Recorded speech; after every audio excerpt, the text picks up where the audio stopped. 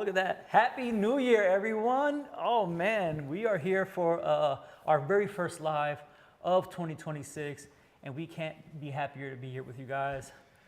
Felix, how you feeling, man? 2026. 2025 was amazing. 2025 was amazing. I'm definitely looking forward to 2026.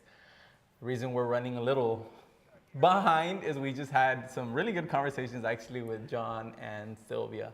So I think 2026 is off to a great start. 2026 is gonna be epic, guys. So if you guys didn't catch it, we did just release our year-end video last week where we posted some things that people didn't see. We posted some things that that were new to even Felix. So go check that video after this live. But today's topic, Felix, am I gonna get faster this year or what? I mean, we're definitely gonna try. Do you want to walk people through your video?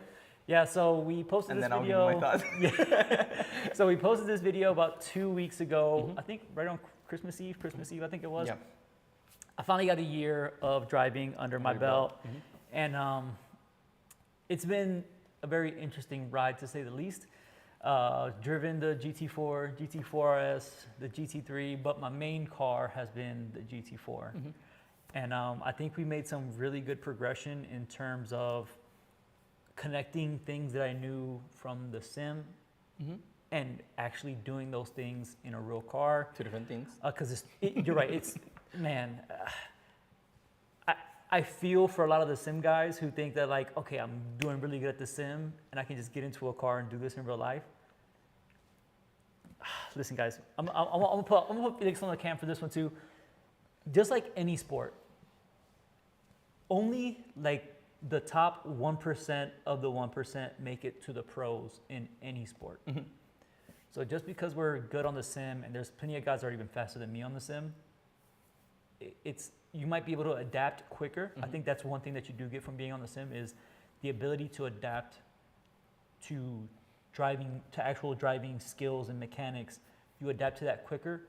But if you don't have the seat time, you're not going from being a sim racer that's just cordially on the sim to driving in real life and being an advanced driver.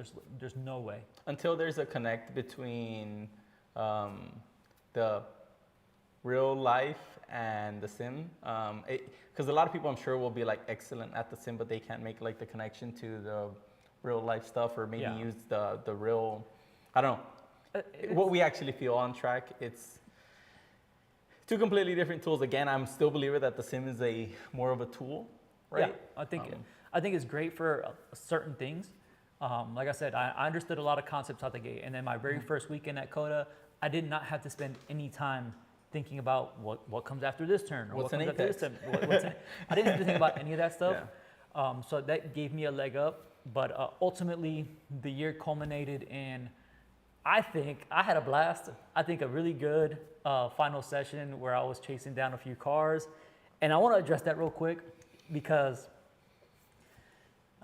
our channel isn't about racing, right? No. And to be fair, in my mind, when I got into that session, because Ryan spent that afternoon right before that session, he spent it trying to convince me to drive the new 992.2 GT3. Okay, yes. And I was like, no, man, like, this is the last session of the year. I'm taking out the yellow car. I'm taking out the GT4. And my whole mindset was to see if I can get one clean lap because you looked at almost all the footage. We'll pull it up right now. there was no open air for me from day one until now. Basically. So I really wanted to see if I could get some clean air. So I put myself in the fastest group that I was already doing, but I put myself like within the first 5 cars thinking I'm gonna get a good runoff. And maybe those guys ahead of me are gonna create some space between me and them. Maybe they disappear and I just have open air to do my own lap. If you guys didn't see the video, it's linked down below, but that immediately went away, and then my brain went into sim mode, that's the first time that's ever happened on track, Felix. Is when I'm on track, I'm usually like listening to you guys, but that session that day was the first time that I had ever been like, dude, this feels like I'm in the sim. In a game. It feels like I'm in a game. That's how much fun I had. So 8 seconds of sitting in traffic, it's 8 seconds gained, Gained. but that's with traffic. So what the total number of lap time gained is for the year, Hard to say. hard to say. So I'm just going to keep it at 8 because that's the only thing that we have on paper to say that from a 243 to a 235. Yep. That's what we got. Yeah, and I mean, we looked. So this weekend you did drive the 4RS, you drove the GT4, and then is that just the only two you drove? I drove the GT3. I drove the GT3 RS. What is it? Ice Gray. Ice Gray. Car. The 3RS, the 4RS, The 4RS and and the GT4. then GT4. I did one session And each your in pace those. was pretty similar on all of them, which to me just tells me like that's the pace of the group, right? And right now we were literally looking at your line through 10, and it's like, oh, because I was giving you crap for lifting through there, and literally every single turn 10 has a car in front of you. It's that simple. So yeah, it sucks that the only way to see your improvement on track is literally by seeing like a lap time delta. And in this case, I mean, 8 seconds is still pretty huge. It could have been just that the people there, I don't know. It could have been just that the pace of the group was 8 seconds faster, but I want you to talk us through it. At this point, it's clear that for you to see a 1-to-1, it's going to be hard to compare yourself from a year because you're stuck in traffic. But we do need to find a way now to get you out at COTA in clean air to set a baseline. That being said, you're driving the car definitely quicker, but with more, obviously with more bandwidth. Tell me how much more comfortable you are in the car. Because I've said, I think in an upcoming video, I say this where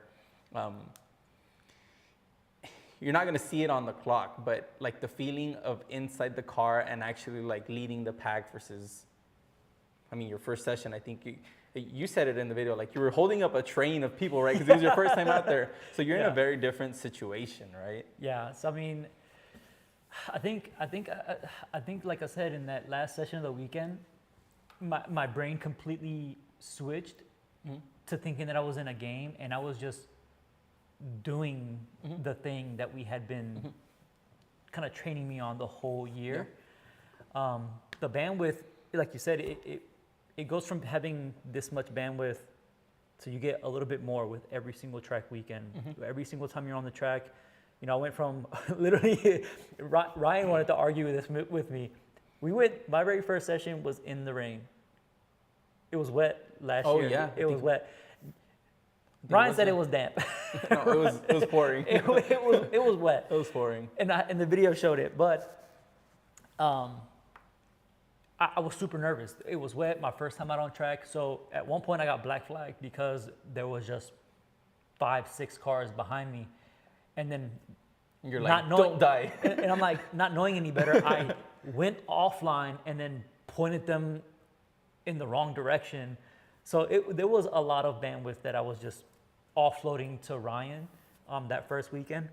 But as we progressed, you know, I started being able to manage cars around me, see them coming up from behind me because I'm paying attention to my mirrors, not only just looking out through the windshield and thinking about what the instructor, whether it's you, Ryan, or TJ, telling me what to do. That quickly progressed into now being able to just receive coaching rather than being instructed on what to do. Because the first weekend out, Ryan was telling me, hey, stay to the right, turn here. And then it turned into me getting coached to now me being solo in the car where admittedly the last weekend we were out when I was going out solo for like the first couple sessions, I quickly noticed that I was like, I'm not paying attention to the corner workers. Like I haven't seen a single one. Yep. And that immediately reminded me that I had to kind of open up more bandwidth to seeing things that I was supposed to be looking for in the first place.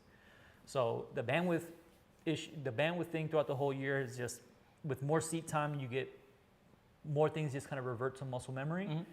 And now I feel a lot more comfortable in the car than I did at the beginning of the year. Yeah, and I mean, it's clear in your driving. Let's just be, I think you already mentioned it, but this weekend you had Ryan, I mean, this your 1 year event, you had Ryan in and out of the car. So you're kind of out there alone There was some sessions that got black flagged and everything. You didn't miss a flag. I mean, I've been there where you're literally driving 10 tenths and you just blow through a checker. That was so me being quick. paranoid. I was just like, especially at turn 20, I'm like, dude, if they're not waving a flag, I'm sending it. Yeah, but I think you're out there like leading the session is what I'm gonna call it, because I don't think I ever saw Hey, anybody. shout out to Larry. Happy New Year, Larry. Yeah, happy New Year, Larry. You were definitely leading the session because I didn't see. Did anybody pass you? Maybe No. a few cars that moved up later, like that GT3. No, No, he didn't pass you. He just bolted. Listen, I'm not. This isn't to be arrogant, guys, and we're not going to talk about the event organizer. It was an intermediate run group. Mm-hmm. I don't think it was intermediate at all because we looked at the footage and there was some weird stuff happening out on track. Mm-hmm. But the only time I got passed on track was when I was on my cooldown and I was like intentionally letting Yeah. people by. Yeah, so I think you were definitely leading the pack, and this time you were doing that alone. I mean, you're hanging with. Granted, some of these people look like they have no idea what they're doing, but 3RSs. What's the name of that Mercedes GTR AMG or GT, GTS? AMG GT. Yeah, the AMG GT. Sorry, they changed the designation every year. But yeah, I mean, I think you were at the head of the pack, and you were doing all this on your own. If we would have put you out there a year ago, alone, Brother. just no. Actually, I have a cool story about that because we went and did those ride-alongs during what's that event Matt was doing, the time attack. Was this that? Yeah, you took the 3RS. I had Super Lap Battle. the Super Lap Super Battle. Lap Battle was with Dream Rides on Entrepreneurship. So Yeah, we were doing ride-alongs, and I was in the car by myself, and I had a kid in the passenger seat. And obviously, we're not doing the 10 GT4RS. the GT4RS. we're not doing 10 tenths laps. But once we gave a couple ride-alongs, they were like, "Hey, you guys can go send a couple laps on your own, and if you want to give a ride-along, give a ride-along." So this kid gets in the passenger seat. And I'm just like, all right, we're gonna see what we can do, because that was literally the only time that I was out on track by myself, and it was like you were ahead of me, but you were miles ahead. Yeah, I was in the 3RS, yeah. So I blew turn 11. Like That's easy. I hit the brakes, and I'm like, get ready, kid, we're going off the track. So that was what, maybe May time frame? I don't know. Probably, yeah, May, June. And I knew from that moment that I was not ready to be out on track by myself. I just knew it, that I was like, no, this isn't cool. And then on top of it, we didn't check pressures before. No, we didn't do anything. We didn't do anything. We just went out there, and I just knew from that moment that I was like, I'm not ready to be out here by myself. I instantly railed it in after that one oopsie through 11, and I was just like, no, let's just break a lot sooner. We're gonna go for a ride, but we're not gonna be out there 10 tenths. Yeah, I remember that event. I think in the 3RS when we came in, we were like high 30s, low 40s. Like we were way over pressure because we were just supposed to be giving the charity the ride-alongs, and then we ended up sending a couple laps. But that's how we've seen progression throughout the year. Not so much on the clock. We still saw some progression on the clock, but you've also done a lot of tracks this year, which I feel is super important. It is super important, but then it also doesn't allow us to like set a baseline. Like if you would have done 8 CODAs instead of CODA, VIR, Flat Rock, like if you would have done CODA, we could have been like, okay, first 2 months you gained 2 seconds, and then after that you gained, and then you had a hiatus in end of year because we were just, I think one of them you had like a project for John, the other one your relatives were here. We were pretty busy at the end of the year. And I think there was a little bit of lap time gain because I drove CODA December of last year. That was my first track event. March and February, so I had 3 events at CODA. Yeah. Where in our last event at PCA, I got moved up into intermediate with Jason as my instructor, and then after that we went to ECR, which that track is amazing. Yeah. And then after that, we were on the summer trip, and the summer trip was kind of like a motorsport boot camp. It was great. Yeah. Because it's like you go to somewhere like VIR, Motorsport boot camp. where it's a pretty fast track, and then it has a insanely technical section towards the end, which is my favorite part of that track. Then we went to Flat Rock, where I drove by myself for the first time. Again. And immediately, you guys saw those videos on the internet. Made mistakes. People destroying on the internet. Yeah, those were some of the first videos I got destroyed in. on the comments, but we post those videos just to, I mean, we could address that too, right? We're not always posting. Most people are going to post their absolute best on the internet. We can do that, No. and we do that occasionally, right? Yeah. Because Yeah, but you it's- do send those flyers, but there's stuff to learn from the mistakes Some as well. mistakes, by far. And then we had Barber, and I had the toughest coach that you could probably get, TJ, and I learned a lot. I learned a lot over the last year for sure.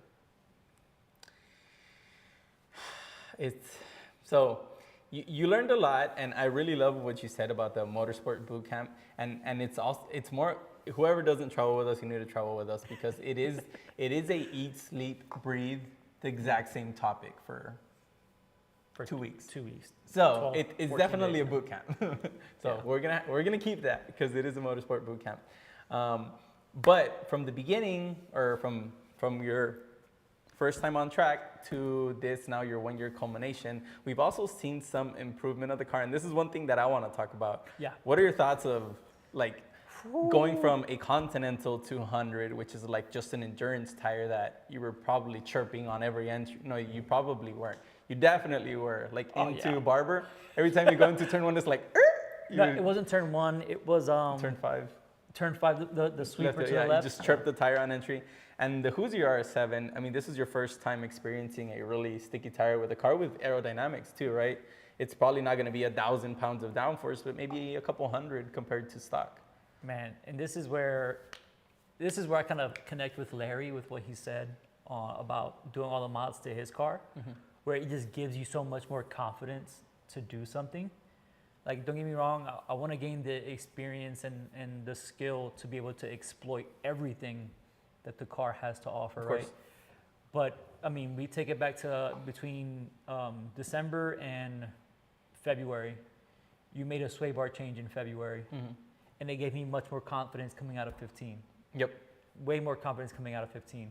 And then obviously we rode with that setup through the summer trip, and then after the summer trip, you made all the changes to the car. Even between, what was the tire that was on the car before Saturday of the event, and then you changed it to the R7? I was just like regular street tires, I think Goodyear, Dunlop combination. The difference between that and the R7s was like night and day. I think the way I described it was the R7s gave me GT3 RS levels of confidence, and the GT3 RS was on street tires.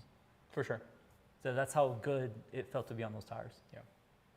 Yeah, so I mean, the car saw an improvement. The lap time delta, again, there's going to be some of that is going to be that the car is a quote unquote much better car, but it's not 7 or 8 seconds worth of it. Let me just be 100% clear. So you definitely improved this year.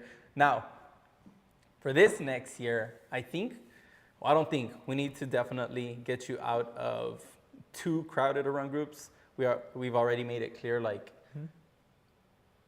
COTA is going private, so I don't think there's going to be such thing as lightly run groups. So they're going to be stacked, but we do need to move you up a little bit, get a baseline for you there with how you're currently driving in clean air, and then I think we'll have a lot to work from. We also spoke about tires.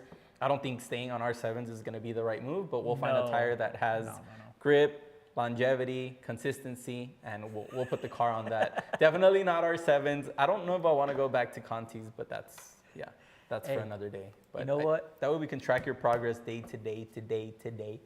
Larry's right. That's the one thing I'm trying to avoid is Alvining a car. But I will say, to Alvin's credit, I did give him a wonderful Christmas gift this year. He's no longer the slowest person on the team, so I've taken that crown from him. Sorry, Alvin, but I hope you enjoy your Christmas. I think you're right. Moving out of the run groups into a faster run group is going to be better, because ultimately, between the 3RS, the GT4 RS, and the GT4 on the same weekend, I was in the 30s the entire weekend. And we saw a huge discrepancy in time when we drove at VIR. In the GT3 RS versus the GT4, there was a huge gap. This time there wasn't that much of a gap between my GT3 RS time and the GT4 time. And I think that's just me running the pace of the group. Of course. Because as you'll see here shortly, all my sessions, we were trying to see if we would go flat through 10, and we're just like, no, you're stuck in traffic again. And I think you're gonna load up 5-6 videos, and it is, that's just the nature of the beast, right? Which is on me to a degree, because that's something else that Ryan was trying to get me out of doing, was get out of your comfort zone and move up with intention. Because so far, the only reason I've moved up from novice to intermediate was because Jason was like, you don't belong here, and he went and got me into intermediate at PCA, and then at Barber, TJ is like, put this on. Yeah. And put me in an intermediate group. At the end of the day, honestly, the whole run group situation, like I really don't care about the whole lap time deal. It's just like awareness. And if you have the awareness, it's all good. If you want to show them my screen right now, because we were talking about through turn 10, turn 10, how we were like, man, he's not flat. So this is the same session where he did his 35. There's a car there at 10, there's a car there at 10, there's a car there at 10, there's 2 cars here at 10, there's 1 car. Like this is your entire session and there's just cars parked everywhere. Yeah. And I scrolled through your laps, you didn't have not even a hint of a clean lap.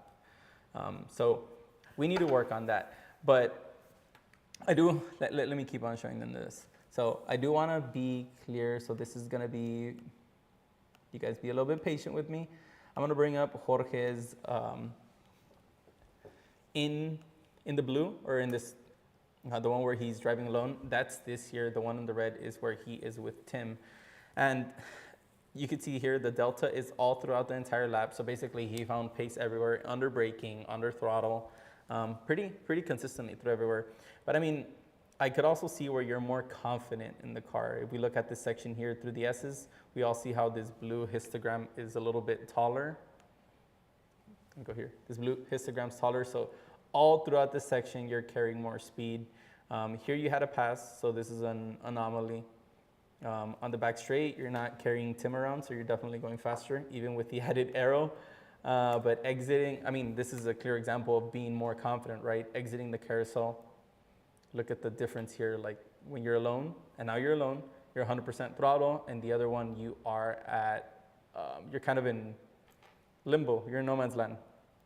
No, you were transitioning. I think I got like 80% on throttle by the time we got to the track out. You did not get to 100% throttle. Yeah, Let me just say that. Sure. Yeah, that's for sure. So it looks really positive, and I mean, like I said, you gained throughout the entirety of the lap. Now, one thing that we've both already seen is you're leaving space under braking. I mean, we already spoke of this. It's no. Oh, he passed the sausage car, by the way. The weenie car. That car is cool, though. That car's super cool.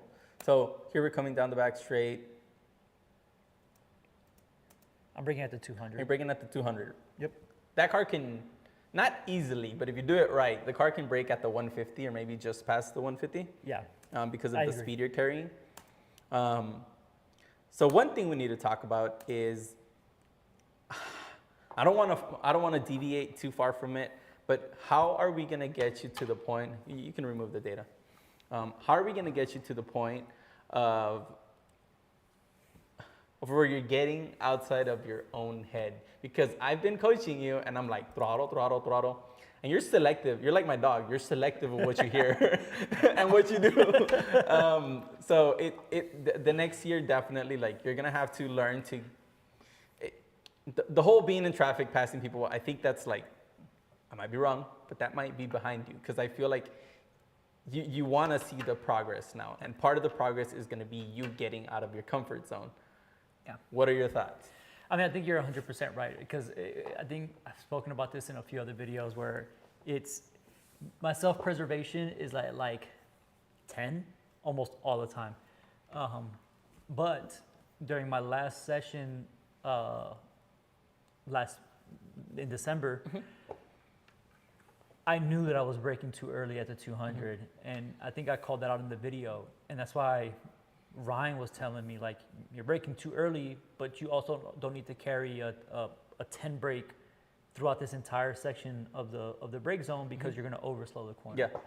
And one of the times that I realized that on turn 1 was I went to the brake, and I'm like, oh my God, I'm gonna blow this whole apex. I'm like, just carry this brake, just carry the brakes. I'm like, oh no, I'm gonna make it. I'm eventually gonna make it there.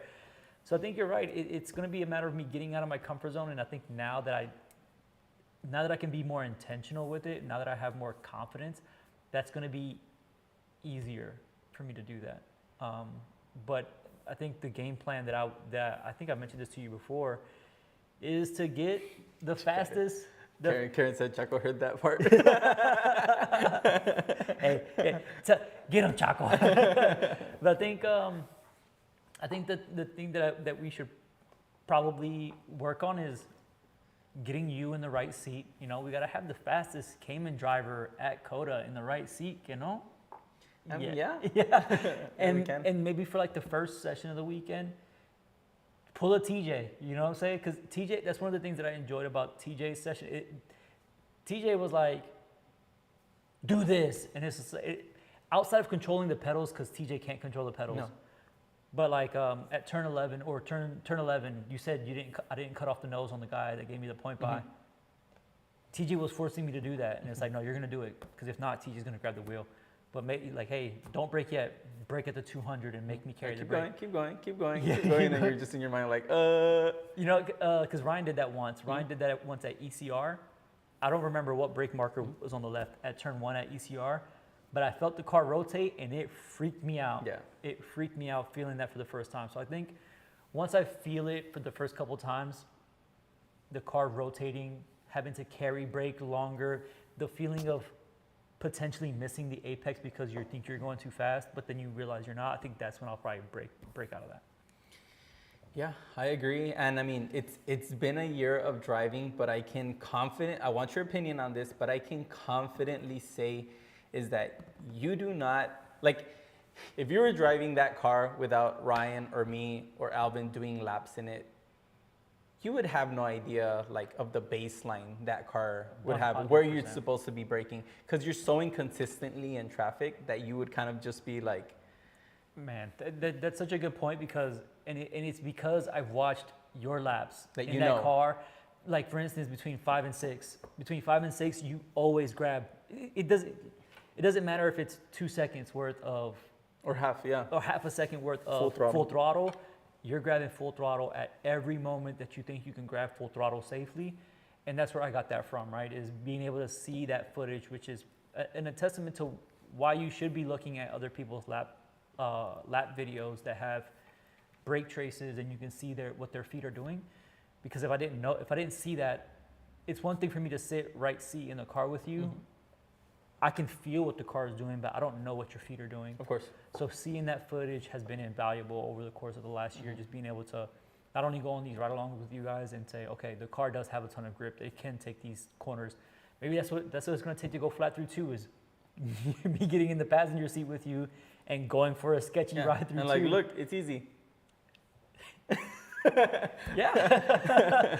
But maybe that's what it's going to take. And, you know, but watching those videos definitely has told me like, okay, you can grab a burst of throttle between 7 and 8 before you go up. I mean, between 6 and 7 before you go up 8. Yeah. So I think having that information is definitely a big benefit to me. For sure. And Larry just said you have to go too far before you know how far you can go. Oh, so man. I kind of like that, but like if you tell that to TJ's like, TJ would approach that by saying, let me move the brake marker like 10 meters and go off the track. And the way I would approach that would be like, let me move it 3 meters, right? So yes, you have to go too far, but it has to be conservatively. And again, we're doing this at COTA.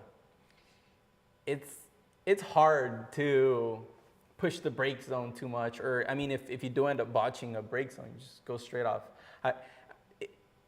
I don't like the idea of that at 1 because I've seen a car go off at 1. Yeah, but what I'm saying is like COTA has the room. Now, if we're going to Eagles Canyon Raceway, I'm not gonna tell you like Oh, I'm not go lucky.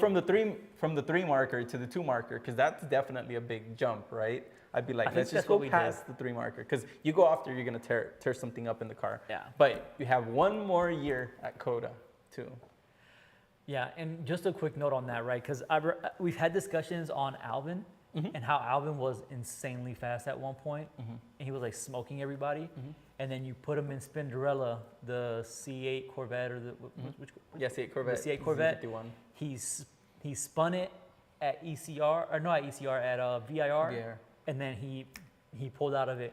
And to an extent, I think that's where sim racing has been a detriment to me, because I think I told you this a bunch of times before. Like turn 9 at COTA, I've spun the car at turn 9 on the sim and smacked the inside wall. Yeah. I've spun the car at 20 or at 19 at COTA on the sim and smacked the inside wall. So I think those scenarios are like, I keep those things in the back of my, like it just kind of lingers for me.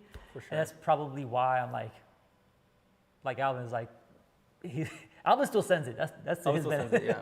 But you can tell he's a lot more conservative with his driving. Yeah, let me just be clear. We did the Porsche school. This might be going off track a little bit, but we did the Porsche school. When was it? Man, this must have been like 4 or 5 years ago. It was me, John, Doug, Alex, Grayson, and we're all kind of like in the same car, but different cars. I think there were like regular Carreras on ceramic brakes, stock P0s. And I think Alvin had faster lap times than Grayson and Alex, and they weren't too happy about it. But I mean, I think Alvin might be in a similar scenario as you are, where he doesn't have like a baseline, because he kind of just goes out there and fucking sends it, and he plays with people, and he's just out there having a good time hearing music, right? But we have noticed a different Alvin as of late, right? Trying to like, hey, pull that data, or what did I do here? So he's just been playing for way longer. You've been playing for a year. I think you're kind of done playing, and now it's time to actually work on your driving.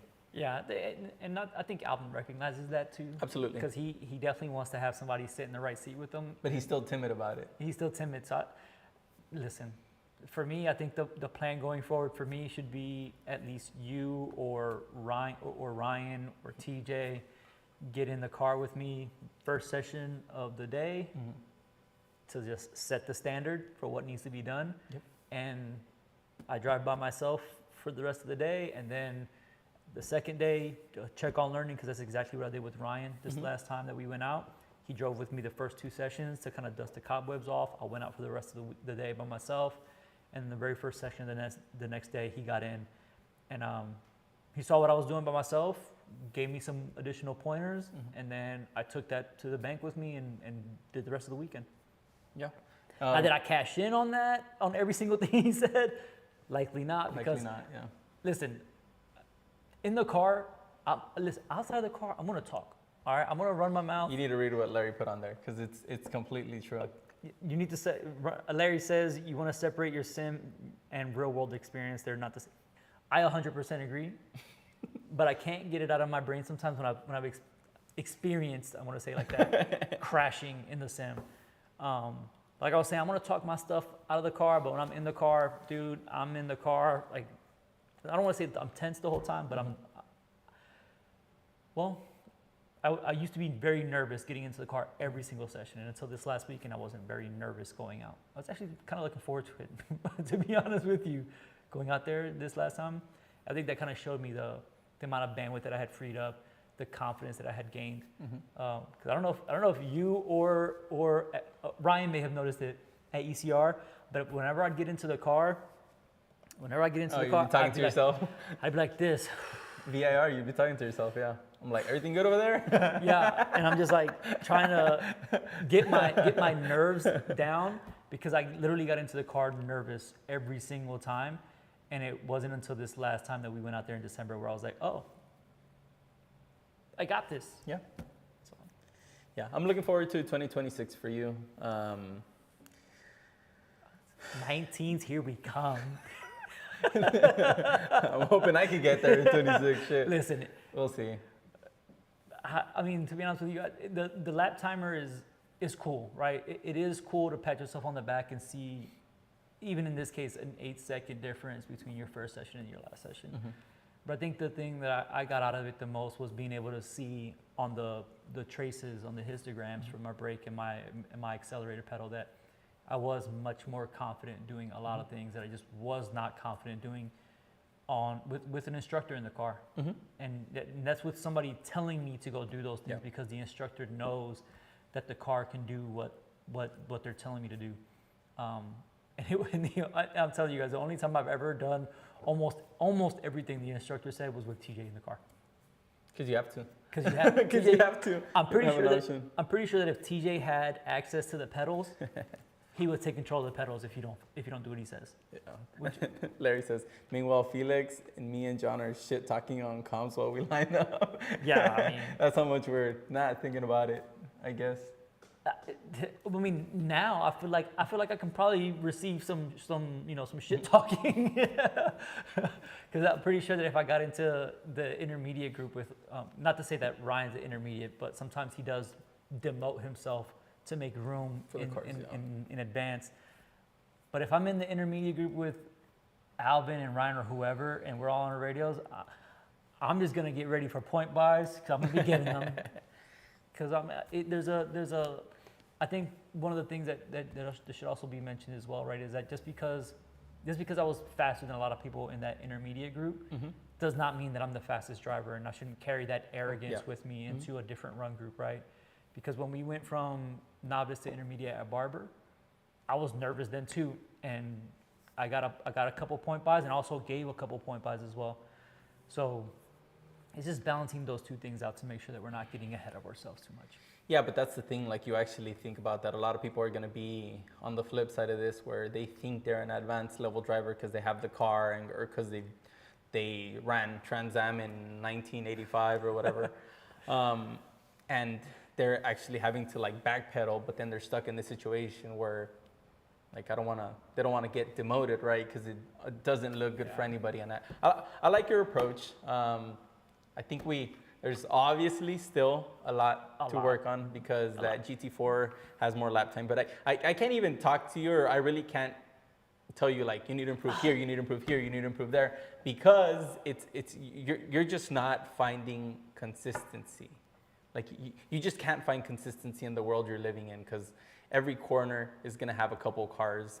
You're gonna be accelerating differently. Like, I mean, the plain example is if you're accelerating differently out of 11 and then because you're passing somebody, your brake marker is going to change.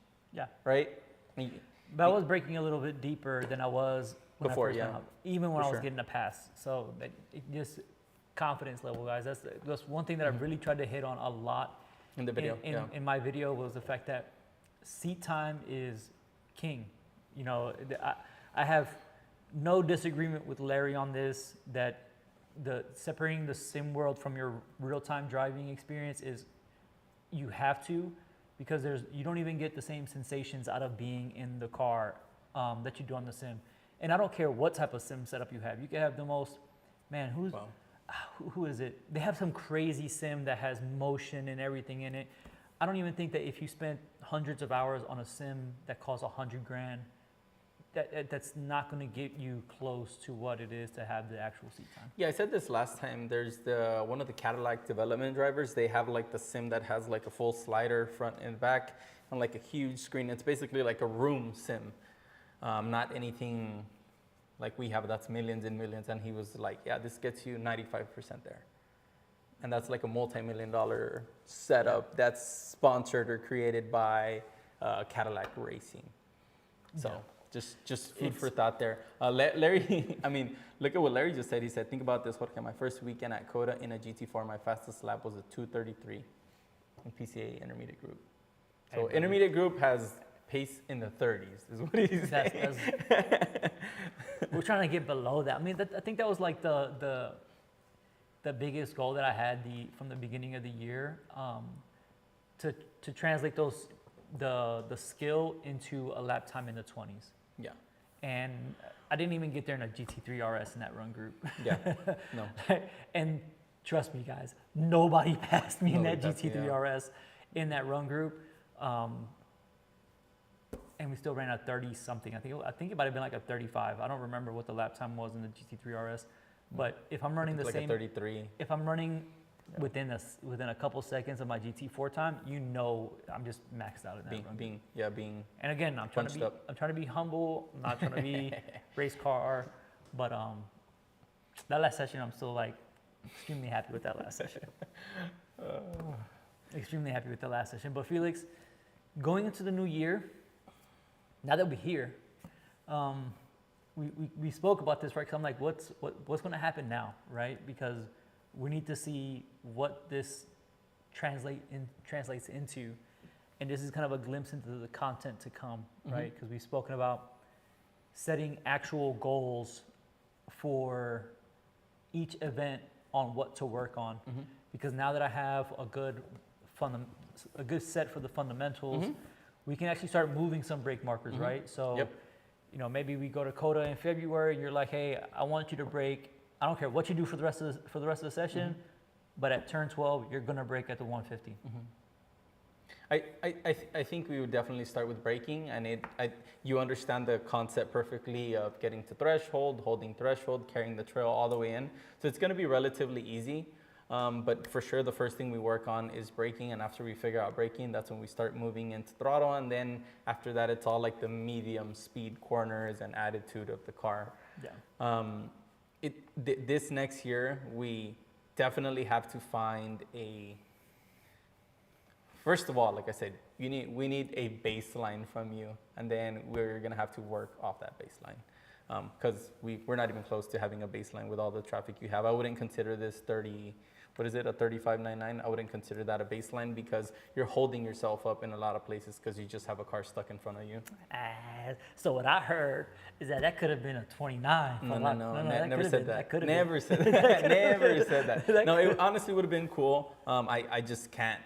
Like the only thing I can look at is like your ideal, but your ideal is a 34. But that I don't think the ideal works well here because there's just way too much traffic. So yeah, let's set a baseline. I think it'd be cool to show the people how you've gotten the whole. It's still gonna be fun for you, but you've gotten the whole like passing jitters out of the way. The whole passing GT3 RSs in a car that's a third the cost is like super cool.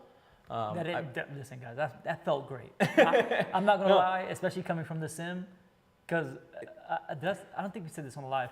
In the sim, to move up your licenses, I know you know this because I've told this to you, but I used to intentionally like not qualify in my races so that I can just spend the race passing everybody, people, and that was just so much fun. And that was like the first time I ever experienced it on the track. But yeah. I was just saying like we'll go from you've already gotten that I'm passing super cool cars that since I'm not supposed to be passing them make me work 10 times harder as well, right? So you got that out of the way. We set a baseline and then we work from there. We bring people along on your journey, and then I think another year is still like a short time frame to get you like really, really, really, really fast. But we can see the progression. I mean, and we have to put this into context, right? Is that we do, like even with me taking a hiatus, I did more track weekends than most people. Like that's, even with me taking like 5-6 months off of driving, that's still a pretty, I mean, even for the summer trip, we did 3 tracks in 2 weeks. That's already invaluable as it is, so. What did Larry say? He said, you'll get there. I do agree with doing it in the Cayman will be easier. Won't be. Won't be easier. Yeah. Okay, you can be faster in the 911. Yeah, he jumbled it up there, but he fixed it. But yeah, I agree, Larry. I mean, it's especially the way it's set up now. I mean, so he knows 911s are faster. Got it. Keep going. Listen, I said this in the video that I got a lot of crap on. Don't buy a GT3 RS because it's just that good of a car that it's gonna make you. We went into that run group at VIR. I passed everybody. I didn't give a single point by, and even when I was passing everybody there, I didn't feel like I was having that much fun because I was just I just knew that what I run like a 211 or something crazy like that. You guys were running well below 2 minutes in that car, so I knew I wasn't getting close. And to be honest with you guys, driving the GT4, it feels like you're actually accomplishing something. Absolutely. It feels like you're accomplishing something every single lap you go. It's better to come from the bottom up and growing and learning, like people who start in Miatas or karts and then they move up, versus someone who starts like in a 800 horsepower car and then you end up going back to a car that is a momentum car because you need to get your fundamentals right. So you're definitely approaching it from the right way. I'm definitely excited for 2026. There's still a lot to learn for everybody. is all I'm gonna say. Oh man, I think me, Ryan, like we've all have like a ton of laps under our belt, but believe me, like seeing your laps, seeing Ryan's laps, riding right seat, that there's still so much to be gained. yeah, and just to go back to your Miata comment, my first weekend out on track, I ran at 45 in a Porsche GT4. Who's the chief instructor from Chin Track Days? Mario. Mario. He goes out there in a Miata and runs a 43. Yeah, that's crazy. Like that's, and I know for a fact I'm pulling off on him on the straights, but that's how much lap time in the corners like really does matter, which is why I like ECR so much, because I don't think horsepower matters much at all at ECR. I mean, obviously it makes a difference, but ECR is just, honestly, forget Coda. Coda's going private anyway. Let's not even give them any more hype. Let's just go ahead and just use ECR as a lap time, as a baseline. Not to say that's the plan, but ECR I think would take me much more, because you have to have, como se dice, cojones. You gotta have cojones. No. At ECR, brother. Oh my God, brother. It's you don't have to have more balls. You just gotta leave a little more margin. Brother, listen. That's the way I see it. We've seen one of our own cars here on the team has gone through going off at ECR. I ain't doing it. I ain't doing it. No. I mean, you don't want to do it. No, I definitely don't. But that track to me is going to be, I think to me, when I get a really good lap at ECR, then that's when I'll probably be like, okay, I feel accomplished, because it's just, you just have to work for it, I think, in my opinion. I mean, GT4 already has the baseline there too. Oh, yeah, I'm pretty sure it does, but I'm not touching it. Happy New Year to Jeff as well. I saw he just joined the live, but So guys, I don't, before we go, and we're going to continue talking about this, if you guys have any goals for 2026, I want you guys to put them down below, whether it's lap time or one single thing on track. If you guys want to share that with us, that'd be cool, so we could comment on it. Yeah, you know what? Actually, why don't you start it off, Mr. Fastman? Because I think you've accomplished a lot in 2025, right? So it's hard to imagine that somebody at your skill level is going to be like, this is what I want to work on, right? So what is that one thing for the next year that you're going to want to focus on? And maybe I'm putting you on the spot. I don't know. But No. I think I definitely need to improve on the brakes. I'm finding like we're not in similar cars, but my brake traces compared to other people in 4RS is I always tend to like brake a little bit earlier and have like a more composed car at apex. So my brake zones are like super long, so I want to make sure to shorten that. In the 3RS, I also found myself where like my initial brake pedal input could be much higher. So I think I just need to keep on working on the brakes. At the end of the day, I do feel like most of the lap time is made on the brakes.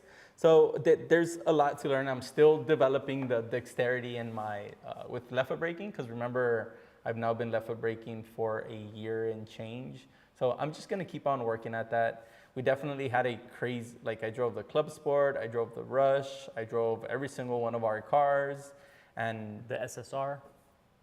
I drove the SSR car, which cool car is all I'm gonna say. Yeah, more on that in another More video. on that in another one, but it was definitely a crazy lap. I also drove Larry's car, I drove Matt's car in the piss summer, so it was just way too hot. But yeah, I'm looking forward to driving more of the same and maybe something a little different here and there.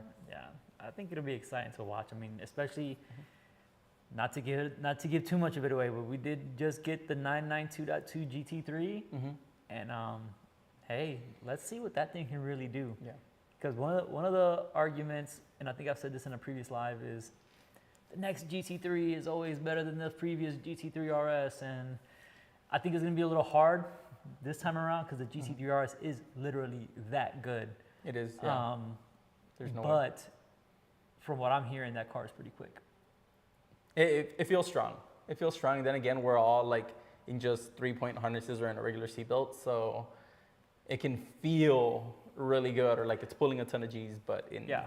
So I mean, with that being said, since we do have this new car, I remember that the gentleman used to join the live all the time. Loves greater than hate. We are going to be dropping a few videos coming up here within the next couple months, maybe, depending on how quickly we can get the car prepped. But we're going to be taking you guys through the entire setup process, step by step, not all in one video. So it's all going to be, we're going to do the brakes, cage, harnesses, V-box. We're going to be prepping this new GT3, this 992 GT3 from top to bottom. So you guys get to see all of it. So make sure you guys subscribe to see that, because there's a lot of information for things that you can do on your own, like bleeding your brakes. Yeah. Swapping out the brake fluid. So subscribe to the channel if you guys want to see all that. And then also make sure you guys subscribe to just see what we do in this next year, guys. This is going to be a very interesting year, to say the least. We've got new cars, we've got new goals. Some things are in the air with Coda, but Yeah, I mean, listen. some things in the air, but we'll definitely keep on pushing forward. And I think just stay tuned for the video next week. We are going to preface this just a little bit, but we are going to be dropping some stuff about Coda next week. That's going to let you know at least our thoughts, not that we haven't already expressed this enough in the live, but we're going to be dropping some information about Coda next week. So stay tuned and come along with us for the ride, guys. It's going to be a good one. It's going to be a good one. Yeah, so from the comments, no one has any goals for 2026, but that's definitely okay. No, I'm kidding. Nah, Larry's says, got all the goals. just take the aggression down 1 point when you don't have big, safe runoffs. Listen, Yeah, Larry, like I'm going to that. knock it down. I have all the aggression before and after. And then once I get in the car, the aggression is No gone. aggression is Because gone. it's just self-preservation. Yeah, with that time, kicks we'll in. just make you keep more and more of that, and you'll be fine. Brother, good luck. Listen, Just a little bit. Just, it's been a year. How much of it have you gotten out? yeah. Yeah. A little bit. 7 seconds or 8 seconds. That was all car. 7 or 8 seconds. But listen, well, guys, I think that's enough for today's live video. We appreciate you guys for joining. And I wanted to say thank you for everybody who has shown us the support and the love over the last year. For sure. I'm learning from everybody, from Jeff, from Larry, from Matt, from everybody who joins, Simon. I'm having conversations with all you guys. So don't think that these are just conversations. I'm learning from every single last one of you guys, and everybody who comments on the videos on all my crazy mess ups over the last year. Those things are not going ignored, right? I'm taking that information, putting it in the toolbox. It may not get used immediately because we've had to tune out quite a bit of self-preservation For this sure. year, but we are using it real quickly. Larry says 1.2 seconds, and I get there by improved throttle application and optimizing exits. Yeah, well, Larry, what have you been doing throughout the break? Just looking at all his laps. So 1.2 seconds, does that mean you want to be in the 18s? And then Comenda to finish the rest of the aero on his car for 2026. He's got a GT4 RS that he's been doing a bunch of cool aero mods. He's kind of piecing it all together himself. It's super cool. Oh, so it's not like a kit? It's not a kit. He's using SSR stuff on the front. I don't know what he's using on the back. He got a gurney flap. I guess he got the SSR dive planes, but he's also been playing a lot with the under aero of the car. That's pretty cool. Yeah, Hey, you know different what? wheels, different. I want to shout out to Jeff real quick because he took me in the yellow car out during one of the last PCA event. Yep. And the one thing that always stood out to me was when we go through 20, he nails it right. He's like, "You feel that?" I'm like, "Yes, I felt it. I felt it." So You see, there's more left. there's more left. So shout out to Jeff for giving me that Larry. ride along during that weekend. Larry, mid-18s, I think that's a really good goal. Come on, Larry, I want to see it happen because I think mid-18s on a flyer is good, but if you could consistently be in the 19s, I think that'd be huge for next year. Yeah, and I think, maybe this is a conversation for another day, but I think showing people more consistent lap times is a good goal. For sure. Because we can set a flyer and have a singular point in time where we were just that fast, but I think consistency across a session, which is why we're showing the session average times in our videos as well. My averages are great. Dude, your averages are super hard They're dookie. because Felix has 2, maybe 3 spicy laps in him. And that's it. And then that's it. He might be in the rest of that session just driving Miss Daisy. So it's really hard to calculate his, so just take his laps with a grain of salt. But for everybody else, we keep a pretty consistent For sure. pace You guys throughout do. the entire time as long as we're not having Happy New mommy. Year's, Mary. Me, mommy. Yeah, of course, I have to say her. And Shout out to Melissa and Leslie as well. I didn't call her Melanie this time. No, Melanie. Even we though had she's- we had Karen today too. Oh yeah, shout out to Karen. Hey, you know what? Shout out, corazón. Hey, Karen, she knows what she did for That's me. the wrong way to do the heart, by the way. What, this one? No, so you're supposed to. It's in like the piece with the fucking. Nah, whatever. Okay, Karen, that's the new- hey, listen, we're not plugging Karen right here. If you're in the Austin area and you need a realtor, go shout out to Karen. Karen, just drop your information down in the comments below because, yeah, she knows what she's done for me so far. Anyway, Love it. all right, Felix. I think we dragged it on. So you That's got anything else for the people? That's it for me today. Thank you guys for all you did for Saga in 2025. We're here to reciprocate. Hopefully Saga can do more for each and every one of you guys. Yeah. But I'm definitely, like 26 should be a little spicier than usual. And I'm just looking forward to it. Yeah, and I can't wait. Really good. All right, guys. Well, we appreciate it. Happy New Year to everybody once again, and we'll see you guys next week. Peace, Bye, y'all. guys.